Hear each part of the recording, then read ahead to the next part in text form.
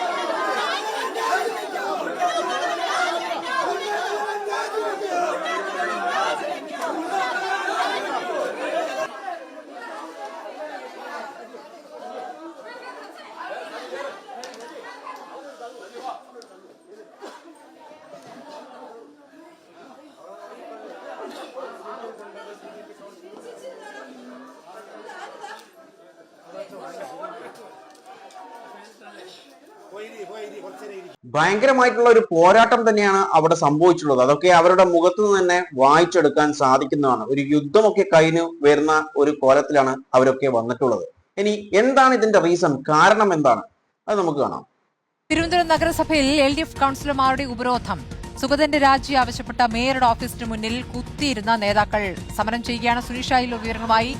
സുനിഷ, ഇപ്പോൾ BJP കൗൺസിലർമാർക്ക് വീണ്ടും സത്യപ്രതിജ്ഞ ചെയ്യേണ്ടി വരുന്ന ഒരു സാഹചര്യം കൂടി ഇപ്പോൾ ഹൈക്കോടതി ഉത്തരവോടെ ഉണ്ടായിട്ടുണ്ട്. ഇതോടൊപ്പം തന്നെ കാപ്പ കേസ് പ്രതിയായ സുഗതന്റെ കാര്യത്തിൽ ഉടൻ തീരുമാനമെടുക്കേണ്ടതുണ്ട്. എന്താണിപ്പോൾ സമരം ചെയ്യുന്ന, ഉപരോധം നടത്തുന്ന CPM പ്രവർത്തകർ പറയുന്നത്?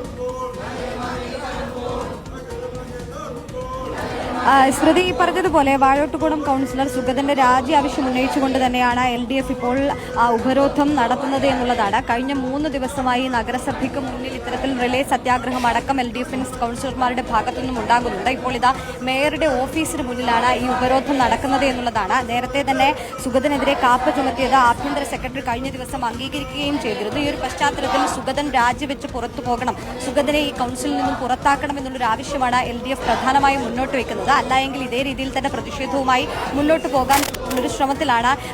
ഓക്കെ, ഈ പ്രതിഷേധം കഴിഞ്ഞിട്ടുള്ള ബാക്കിയുള്ളതാണ് നമ്മൾ ഇതിന്റെ ഫസ്റ്റത്തെ വീഡിയോയിൽ തന്നെ കണ്ടിട്ടുള്ളത്. അതായത് അവിടെ പിന്നീട് അടിയായി, പ്രശ്നങ്ങളായി. ഓക്കെ, അതായത് നമുക്കിത് വിശദമായി നോക്കേണ്ടതുണ്ട്. അതായത് ഈ സുഗതൻ എന്ന് പറയുന്ന വ്യക്തി, ഇയാളുടെ പേരിലുള്ള കാപ്പ കേസിൽ എന്ത് ചെയ്തിട്ടുണ്ട്, സർക്കാർ ഇപ്പോൾ അംഗീകരിച്ചിട്ടുണ്ട്.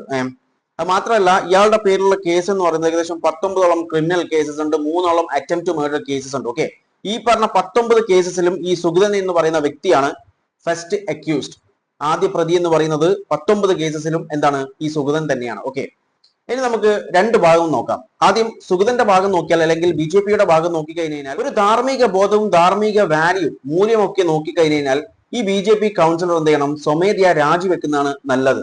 കാരണം 19ഓളം കേസസ് ഉണ്ട്. ഈ 19 കേസസിലും ഈ പറയുന്ന സുഗതൻ എന്ന് പറയുന്ന വ്യക്തിയാണ് ഫസ്റ്റ് അക്യൂസ്ഡ് ആയിട്ട് വന്നിട്ടുള്ളത്. അതുകൊണ്ട് തന്നെ ധാർമ്മികതത്തിന്റെ പേരിൽ എന്ത് ചെയ്യാം, ഇയാള് രാജിവെക്കണം. ഇനി ഇതിന്റെ ഓപ്പോസിഷൻ നിൽക്കുന്ന, അതായത് LDF ഇപ്പോൾ പ്രൊട്ടസ്റ്റുമായിട്ട് മുന്നോട്ടേക്ക് വന്നിട്ടുണ്ടല്ലോ, രാജിവെക്കണമെന്ന് പറഞ്ഞിട്ട്. അപ്പോൾ അവരുടെ ഇതിൽ നോക്കിക്കഴിഞ്ഞാൽ അത്ര വലിയ പ്രശ്നങ്ങൾ ഉണ്ടാക്കേണ്ട കാര്യമില്ല. കാരണം ഈ 19 കേസ് എന്ന് പറയുന്നത് ഇയാളുടെ പേരിൽ അറസ്റ്റ് ചെയ്തു, അതുപോലെ കേസസ് രജിസ്റ്റർ ചെയ്തിട്ടേ ഉള്ളൂ. അല്ലാതെ ഇയാൾ ഈ കുറ്റം ചെയ്തു എന്ന് തെളിയിക്കപ്പെട്ടിട്ടില്ല, അതായത് കോടതിയിൽ തെളിയിച്ചിട്ടില്ല. കാരണം നമുക്കറിയാം, ഒരാൾ പ്രതിയാണെന്ന് പറയണമെന്നുണ്ടെങ്കിൽ, അയാൾ ശിക്ഷിക്കപ്പെടണമെന്നുണ്ടെങ്കിൽ എന്ത് ചെയ്യണം, കോടതി അയാൾ തെറ്റുകാരനാണെന്ന് കണ്ടെത്തണം. എന്നാൽ മാത്രമേ അയാൾ യഥാർത്ഥത്തിൽ ഒരു കുറ്റക്കാരനാകുന്നുള്ളൂ. ഓക്കെ, അപ്പോൾ അതിന്റെ പേരിൽ ഇത്രയും വലിയ പ്രശ്നങ്ങൾ ഉണ്ടാക്കേണ്ട കാര്യമില്ല. പക്ഷെ എന്നിരുന്നാലും ശരി, ധാർമ്മികത്തിന്റെ പേരിൽ എന്ത് ചെയ്യണം, ഇയാൾ രാജിവെക്കണം യഥാർത്ഥത്തിൽ. അത് അയാൾ സ്വമേധയാ തീരുമാനിക്കേണ്ടത്. അതായത് BJP ആ പാർട്ടിയും അയാളും സ്വമേധയാ തീരുമാനിച്ചിട്ട് എന്ത് ചെയ്യണം, ഇതിൽ നിന്ന് വിട്ടു നിൽക്കുന്നതായിരിക്കും നല്ലത്. അതാണ് മോറൽ വാല്യൂ എന്നൊക്കെ പറയുന്നത്. ഓക്കെ, ഇനി ഈ പ്രൊട്ടസ്റ്റ് ചെയ്യുന്ന ആളുകളോട് എനിക്ക് പറയാനുള്ളത്, ഈ ഒരു കാര്യത്തിലല്ല ശരിക്കും പ്രൊട്ടസ്റ്റ് ചെയ്യേണ്ടത്. നിങ്ങൾ ഒരു പാർട്ടിയല്ല, ഇന്ത്യയിലെ മറ്റെല്ലാ പാർട്ടിക്കാരും എന്ത് ചെയ്യണം, NDAക്ക് നേരെ പ്രൊട്ടസ്റ്റ് ചെയ്യണം. കാരണം എന്താണെന്ന് അറിയാമോ? നമുക്ക് തന്നെ അറിയാം, ഒരുപാട് പേരെന്ത് ചെയ്യുന്നുണ്ട്, ഒരു പാർട്ടിയിൽ നിന്ന് വിജയിച്ചിട്ട് പിന്നീട് NDAയിലേക്ക് ജോയിൻ ചെയ്യുന്നുണ്ട്. അത് MLA ആവട്ടെ, MP ആവട്ടെ, ഇവരൊക്കെ എന്ത് ചെയ്യുന്നുണ്ട്, ജോയിൻ ചെയ്യുന്നുണ്ട്. ഒരുപാട് ന്യൂസസ് നമ്മൾ കണ്ടു. ഇപ്പൊ ഏറ്റവും ലേറ്റസ്റ്റ് ആയിട്ട് TMCയുടെ ആളുകൾ എന്ത് ചെയ്തിട്ടുണ്ട്, MP എന്ത് ചെയ്തിട്ടുണ്ട്, മറുകണ്ഠം ചാടിയിട്ടുണ്ട്. അപ്പോൾ ഇങ്ങനെയുള്ള ആളുകളെ രാജിവെപ്പിക്കാൻ വേണ്ടിയിട്ട് എന്ത് ചെയ്യുക, സമരം നടത്തുക. അല്ലാതെ ഇതിനല്ല സമരം നടത്തേണ്ടത്. യഥാർത്ഥത്തിൽ അതിനാണ് സമരം നടത്തേണ്ടത്. കാരണം അതാണ് ശരിക്കും ഡെമോക്രസി, ജനാധിപത്യത്തിന് അല്ലെങ്കിൽ ജനാധിപത്യത്തെ തകർക്കാൻ വേണ്ടിയിട്ടുള്ള ഒരു പ്രവണത, ഒരു ടൂളാണ് ആ സംഭവം. അതായത് ഒരു പാർട്ടിയിൽ നിന്ന് ജയിച്ചിട്ട് പിന്നീട് മറ്റൊരു പാർട്ടിയിലേക്ക് പോവുക എന്ന് പറയുന്നത് അത് ജനാധിപത്യം അല്ല. അവിടെ ജനാധിപത്യം തകരുകയാണ്. അപ്പോൾ അതിനെതിരെ എല്ലാ പാർട്ടികളും എന്ത് ചെയ്യണം, ഒരുമിച്ച് നിന്നിട്ട് പ്രൊട്ടസ്റ്റ് ചെയ്യണം. ഇപ്പോൾ ഒരാൾക്ക് മറ്റൊരു പാർട്ടിയിലേക്ക് പോകണമെന്ന് ആഗ്രഹമുണ്ടെങ്കിൽ അയാൾ ആദ്യം ഏത് പാർട്ടിയിൽ നിന്നാണോ അയാൾ ജയിച്ചിട്ടുള്ളത് ആ പാർട്ടിയിൽ നിന്നും മെമ്പർഷിപ്പ് എന്തായാലും ഒഴിവാകും. അത് മാത്രമല്ല ആ ടിക്കറ്റിൽ നിന്ന് ജയിച്ച MLA സ്ഥാനമോ അല്ലെങ്കിൽ MP സ്ഥാനമോ അതും കൂടി ഉപേക്ഷിക്കണം. അത് രാജിവെച്ചിട്ട് ഇയാൾക്ക് വേണമെങ്കിൽ എന്ത് ചെയ്യാം, മറ്റു പാർട്ടിയിലേക്ക് ജോയിൻ ചെയ്യാം.